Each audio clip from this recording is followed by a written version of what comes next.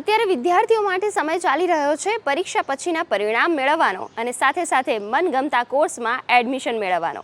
પણ આ વચ્ચે સારી વાત એ છે કે ધોરણ 12 સાયન્સના એ ગ્રુપના વિદ્યાર્થીઓ માટે મહત્વની અને અઘરી ગણાતી JEE એડવાન્સ પરીક્ષામાં રાજકોટની દીકરી દ્વિજાએ સમગ્ર દેશમાં 7મો રેન્ક પ્રાપ્ત કર્યો છે અને ગુજરાતનું નામ રોશન કર્યું છે।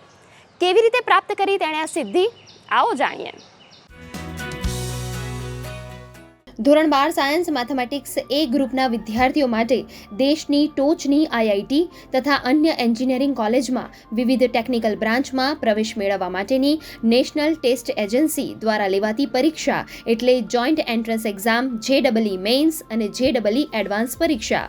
આ પરીક્ષા આમ તો ખૂબ અઘરી હોય છે, જેમાં 3 કલાકના પેપરમાં ફિઝિક્સ, કેમિસ્ટ્રી અને મેથ્સના વિષયોના પ્રશ્નોનો સમાવેશ થાય છે, જેમાં મલ્ટિપલ ચોઇસ ક્વેશ્ચન્સ આપવામાં આવે છે।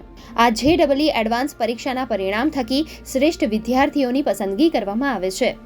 ગુજરાતના ઘણા વિદ્યાર્થીઓ દર વર્ષે આ પરીક્ષામાં ઉત્તીર્ણ થઈ દેશની ખ્યાતનામ IIT કોલેજમાં પ્રવેશ મેળવે છે। ત્યારે આ વર્ષે રાજકોટની દીકરી દ્વિજા પટેલ આ પરીક્ષામાં 360માંથી 332 માર્ક્સ મેળવી ઓલ ઇન્ડિયા રેન્ક 7 તથા વિદ્યાર્થીનીઓમાં પ્રથમ નંબર પ્રાપ્ત કર્યો છે અને ગુજરાતનું નામ રોશન કર્યું છે। હમણાં JEE એડવાન્સનું રિઝલ્ટ આવ્યું અને એમાં મને 360 માર્ક્સમાંથી 332 માર્ક્સ છે અને ઓલ ઇન્ડિયામાં મારો રેન્ક 7 છે અને ગર્લ્સમાં મારો રેન્ક 1 છે। જ્યારે 11th અને 12thનું ભણવાનું બાકી હતું બધું, ત્યારે સવારે કોચિંગ હતું અને પછી ઘરે જઈને 6 to 7 hours જેટલું ભણવાનું થતું અને પછી એન્ડિંગમાં જ્યારે સેલ્ફ સ્ટડીના ડેઝ આવ્યા, જ્યારે બધું પતી ગયું હતું, ત્યારે ઘરે હું દરરોજ 8 to 10 hours ભણતી અને ઘરેથી પણ ખૂબ જ સપોર્ટ રહ્યો છે। લાઈક ગમે ત્યારે અગર મને કંટાળો આવવા માંડે કે ગમે તે થાય તો ઘરેથી બધા મને મોટિવેટ કરતા અને મારા ભેગો ટાઈમ સ્પેન્ડ કરીને મને ફરીથી ફ્રેશ કરતા, જેનાથી મને પાછું ભણવામાં મન લાગી છે। વિજય બહુ મહેનત લડકી છે અને જ્યારે એને કંઈ ડાઉટ હોય તો ડાયરેક્ટ પૂછી લેતી અને મોસ્ટલી તો એ જાતે જ ક્લિયર થઈ જતા એને, કારણ કે ઓલ ઇન્ડિયા રેન્ક 7 છે તો એ 2 વર્ષની એની પાછળની ઘણી બધી એની મહેનત છે।